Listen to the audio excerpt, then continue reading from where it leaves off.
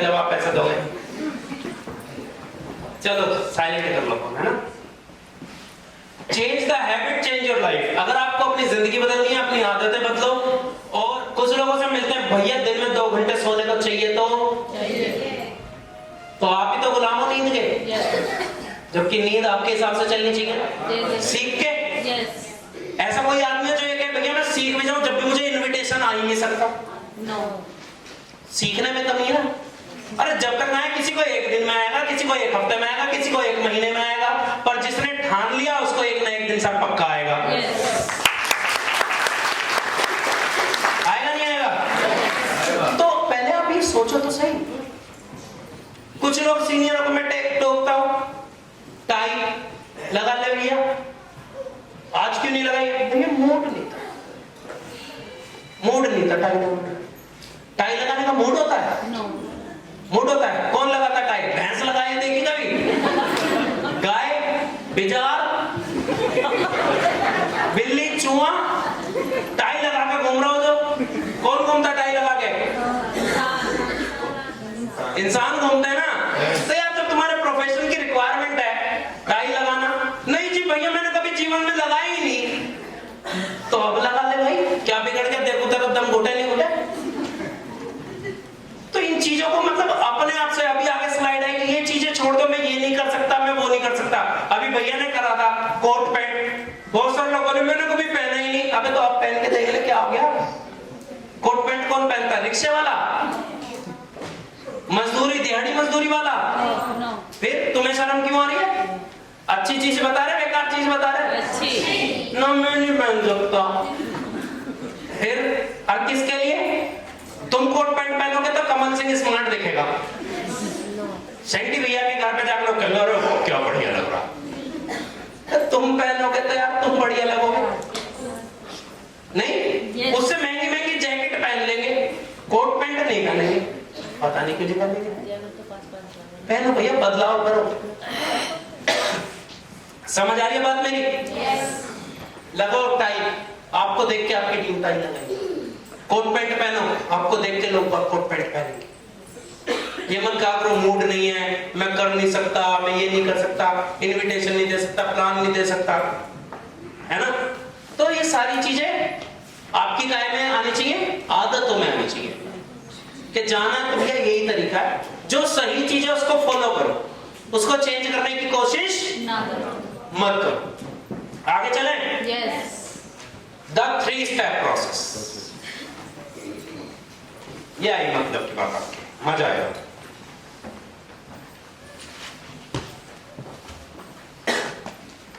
The 3 step process, 3 step हैं।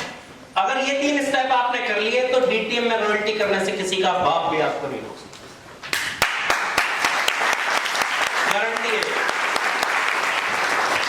अगर आप चाहते हैं आपकी टीम आपकी इज्जत करे, आप चाहते हैं आपके लोग आपकी इज्जत करें, आप चाहते हैं आपके साथ वाले आपकी इज्जत करें, आप चाहते हैं मैनेजमेंट आपकी इज्जत करे, आप चाहते हैं आपकी अपलाइन आपकी इज्जत करे, आप चाहते हैं आपके जो कलीग्स हैं वो आपकी इज्जत करें, आप चाहते हैं लोग बाबू जिनके साथ आप रहो वो आपको सम्मान की नजरों से देखें, तो ये 3 स्टेप फॉर्मूला आपको अपनाना पड़ेगा। क्या तैयार है? और जो नहीं बोले वो नहीं चाहते इज्जत ना, मेरी तो बेइज्जती ठीक है, मुझे तो कुत्तों जैसी जिंदगी पसंद है। अपनाना चाहते हैं? तो अब कैसे डबल होगी? आधे ही बोल रहे हैं कि आलसी हो। आलस ये ऐसा तो कोई है नहीं जिसने पांच कर रखा हो यहाँ पे, ना कोई ऐसा जिसे बोलना नहीं आता हो। और यस बोलना नहीं आता, कोई कहना मुझे इंग्लिश नहीं आती, तो सीख गया यस, इंग्लिश में बोला भी तुमने। समझ आई बात? तो ये 3 स्टेप फॉर्मूला अगर आप चाहते हो आपकी जिंदगी बेहतर चले, तो उसके लिए step number 1 self knowledge, evaluation, मूल्यांकन। अपना मूल्यांकन खुद करो। लोग कहते हैं भैया कोई जुड़ता नहीं, तो पिछले ऐसे 2 दिन में, 4 दिन में, 5 दिन में तूने ऐसा क्या नया करा जिससे तेरे को लग रहा था कि अभी तक नहीं जुड़ रहे, जो अब लोग जुड़ने शुरू हो जाएं। सेल्फ एनालिसिस करो ना, सेल्फ नॉलेज, अपने आप को खुद से अपग्रेड करो, खुद से बेहतर बनाओ, लिखो पढ़ो, खुद से बेहतर करो। क्योंकि यहाँ पे क्या लगता है, अभी शंटी भैया कितने पढ़े हुए हैं, लेकिन उन्हें पढ़ पढ़ के पढ़ने की क्या डाल ली आदत। जब पढ़ना था तब नहीं पढ़े, अब पढ़ रहे। काम कर करके क्या डाल ली, काम करने की आदत चेंज कर लिया। तो इसमें ऐसा नहीं है कि अनपढ़ आदमी कामयाब नहीं है, और कोई बोले पढ़ा लिखा कामयाब नहीं है तो मेरे को देख लो, कोई बोले लेडीज कामयाब नहीं है तो बुआ जी को देख लो, कोई बोले लड़की कामयाब नहीं है तो काजल को देख लो, कोई बोले मोटू कामयाब नहीं है तो महिपाल जी को देख लो, कोई बोले पतला कामयाब नहीं है तो मनीष पाल को देख लो। सब तुम्हारे सामने, आंखों के सामने है इसी हॉल में। मैं तो बाहर की बात ही छोड़ दो, डीटीएम में तो पता नहीं कैसे कैसे मिल जाएंगे आपको। तांगे वाला भी करोड़पति मिल जाएगा डीटीएम में, ऑटो ड्राइवर भी करोड़पति मिल जाएगा आपको डीटीएम में, है ना। तो बहुत सारे लोग मिलेंगे, लेकिन आप उन सब ने क्या करा, अपनी सेल्फ नॉलेज को बढ़ाया। जैसे वो थे वो वैसे नहीं रहे, उन्होंने अपने आप को क्या करा, किसी के कहने से नहीं, खुद से, अपने आप का बदलाव खुद से। दूसरा स्टेप, सेल्फ डिसिप्लिन। हालांकि डिसिप्लिन पे हम पूरी दिन की भी ट्रेनिंग कर चुके हैं, लेकिन सेल्फ डिसिप्लिन, अगर आपको ऑर्गेनाइजेशन में, संगठन में बने रहना है, इस संगठन में बने रहना है, इस ऑर्गेनाइजेशन डीटीएम कंपनी में बने रहना है, तो आपको अपने आप को डिसिप्लिन खुद करना पड़ेगा। ये नहीं मेरा अपलाइन मुझे डिसिप्लिन करेगा, कि अपलाइन है तो सही, नहीं तो हम पूरा ऑर्डर उतारेंगे, ऐसा नहीं। गोविंद भैया और मैं तो 3rd लेवल पे 4th लेवल पे जाते थे चंडीगढ़ ट्रेनिंग लेने, मतलब ही नहीं कौन सा अपलाइन हमारे साथ जाता था, मतलब ही नहीं, आज तक कोई दिक्कत हुई। सेल्फ डिसिप्लिन, अगर ऑर्गेनाइजेशन में आपको बने रहना है, हर आदमी अपनी गारंटी ले ले कि मेरी तरफ से कंपनी को, या मेरे अपलाइन की, या मेरे माँ बाप की, या मेरे परिवार की, या मेरे को कैसे संस्कार मिले हैं, उसकी तरफ से किसी को परेशानी नहीं हो। यहां पे लोगों को चाहिए अपलाइन है तो ठीक है, और नहीं तो पूरी अपनी जिंदगी सत्यानाश ही कर लेंगे। उसको जिंदगी जीना नहीं कहते कि आज तो अपलाइन में आज खुल के काम करेंगे, उसको सत्यानाश करना कहते हैं। सेल्फ डिसिप्लिन, ऑर्गेनाइजेशन में अगर आपको बने रहना है, संगठन में बने रहना है, तो आपको अपने आप को खुद डिसिप्लिन करना पड़ेगा। अच्छे कपड़े पहनने पड़ेंगे, लोगों से अपना बोलचाल का व्यवहार अच्छा रखना पड़ेगा। अकेले में जहां पे आपको कोई ना देख रहा हो, वहां पे भी कोई गलत हरकत नहीं करनी होगी। समझ आई बात? कम में ज्यादा समझ लो। इस पे बहुत कुछ समझा सकता हूं मैं, लेकिन कम में ज्यादा समझ लो। Step number 3, self sacrifice. अगर आप एक संकल्प लेते हो कि आज के बाद कर्जा उतरेगा तो सैक्रिफाइस तो करना। पैर थक जाए, आपको चलना पड़े, हो सकता है आपका गला थक जाए लेकिन आपको बात करना पड़े, हो सकता है आपका मन ना हो लेकिन आपको प्लान करना पड़े, हो सकता है आपके पास पैसे ना हो और आपको क्या भैया को अच्छा नहीं लगता होगा कि अपने बीवी बच्चों के साथ रहूं, लेकिन उनको सैक्रिफाइस करके तभी तो आज लाखों लोगों के बीवी बच्चों की जिम्मेदारी ले रखे हैं।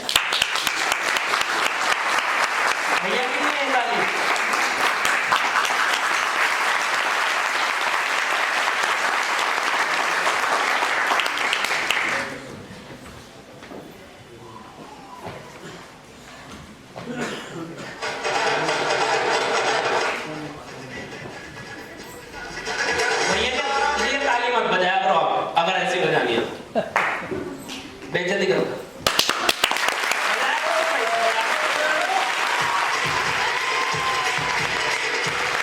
मैंने एक बार भी कहा ताली बजाओ। अगर मन से बजा रहे हो तो सही से बजाओ, ना मत बजाओ, ठीक है ना। मैं एक बार भी नहीं कहता ताली बजाओ, ये करो वो करो ना। मैं तो कहता हूँ तुम ट्रेनिंग लो, ताली बजाओ मत बजाओ, पर ऐसे बजाओ कि लोग आपके नाम से तालियां बजा सकें।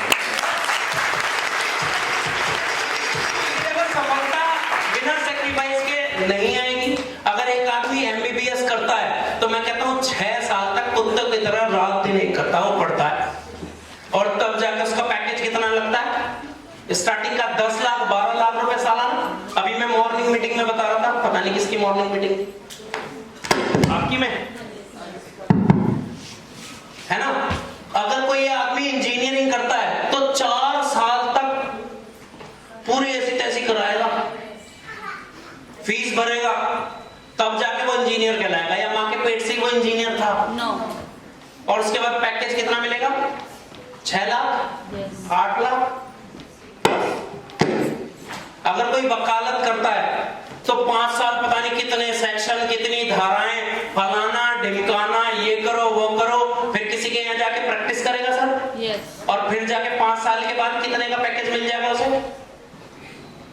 कंपटीशन में इतना जोर की आज की 4 लाख 5 लाख मान लो, बढ़िया। मैं अच्छे की बात कर रहा हूँ, नॉर्मल की तो बात ही नहीं कर रहा।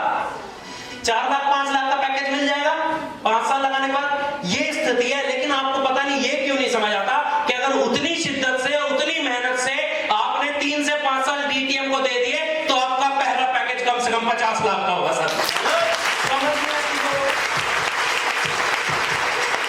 लेकिन उतनी शिद्दत से लगा के तो देखो।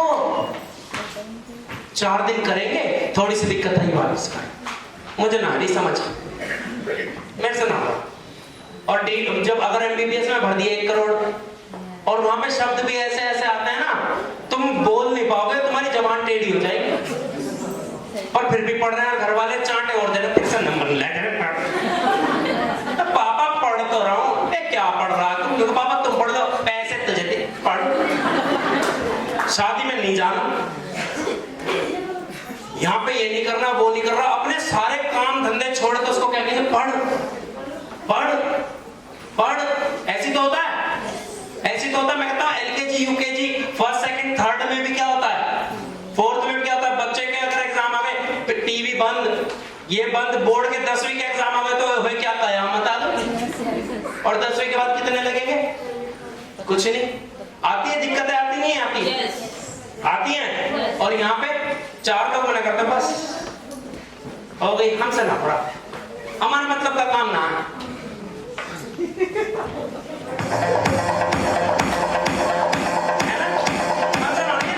उनका काम है, उनका पैसे वालों का काम है, भैया ये कहते हैं। हाँ, मतलब जो भी जिससे नहीं हो पाया तो वो ऐसे ही कहता है कुछ। पर मैं कहता हूँ यार, तू इंजीनियरिंग क्या माँ के पेट से बन के आया था? ये तू कोट पैंट नहीं पहन सकता, ये कहाँ लिखा, कौन से पंडित की कुंडली में तो टाई नहीं लगाएगा? क्योंकि जी बस मैं लगाता ही नहीं। समझो ना चीजों को।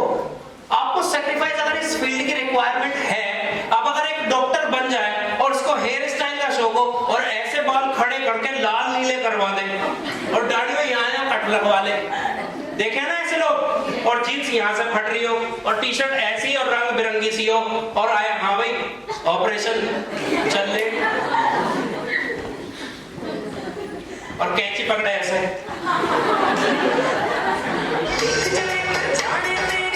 ऑपरेशन, चाहे वो एक्सपर्ट हो, उसने टॉप किया हो कॉलेज, लेकिन उसकी हरकतें भी तो मिलनी चाहिए ना डॉक्टरों से। तो वो डॉक्टर बनने से पहले भी ऐसा ही था क्या? आप बात समझो, डॉक्टर बनने से पहले कोई डॉक्टर नहीं था। अमिताभ बच्चन एक्टर बनने से पहले एक्टर नहीं था। नहीं था। वकील देवेंद्र भैया वकील बनने से पहले वकील नहीं थे। इन्होंने जो किया, जैसी आदतें डाली वैसे बन गए। अब कोई वकील साहब हो, चाहे वो टॉप का वकील हो, जज साहब के सामने काला चश्मा, एकदम बेहतरीन सा शेरवानी पहन के, अच्छी नहीं है शेरवानी, बढ़िया शेरवानी पहन के, और जाएं हाथ में वो तलवार लेके, दूल्हे वाली महंगी सी खूब बढ़िया पहन के। जज साहब बोले कौन है? केस लड़ना है। और बढ़िया लग रहा हूँ, नहीं लग रहा हूँ? बढ़िया भी लग रही होगा आदमी, लड़ देगा केस। चाहे जितने मर्जी टॉप का वकील हो, तो वकालत की कुछ ना कुछ रिक्वायरमेंट है या नहीं है? तो ऐसे ही आपको भी देखना पड़ेगा, इस बिजनेस की कुछ रिक्वायरमेंट है। अगर आप यहाँ से करोड़ों रुपए कमाना चाहते हो तो, और नहीं तो अगर आप जैसे थे वैसे ही रहोगे तो जैसे मिलता आया है वैसे ही मिलता रहेगा। सिंपल सिंपल सी चीजें। आगे चलें? Need to change. चेंज होने की जरूरत कहां है? in 21st century, an illiterate is not a person who can't read or write. अनपढ़ व्यक्ति वो नहीं है 21वीं सदी में, जो पढ़ नहीं सकता, जो लिख नहीं सकता, वो अनपढ़ नहीं है 21वीं सदी में। बट someone who can't, लेकिन वो अनपढ़ है जो लर्न, अनलर्न और रीलर्न ये नहीं करता। क्या? लर्न, अनलर्न, बड़ा इंपॉर्टेंट है, ये भी समझाऊंगा आपको आराम से। लर्न, अनलर्न और रीलर्न अगर नहीं कर रहा वो अनपढ़ है। अब किसी ने पीएचडी कर ली या किसी ने डॉक्टरी कर ली, अपने टाइम की एमबीबीएस कर लिया, और आज की डेट में वो पढ़ना लिखना बंद कर दे, तो वो एमबीबीएस हुआ? No.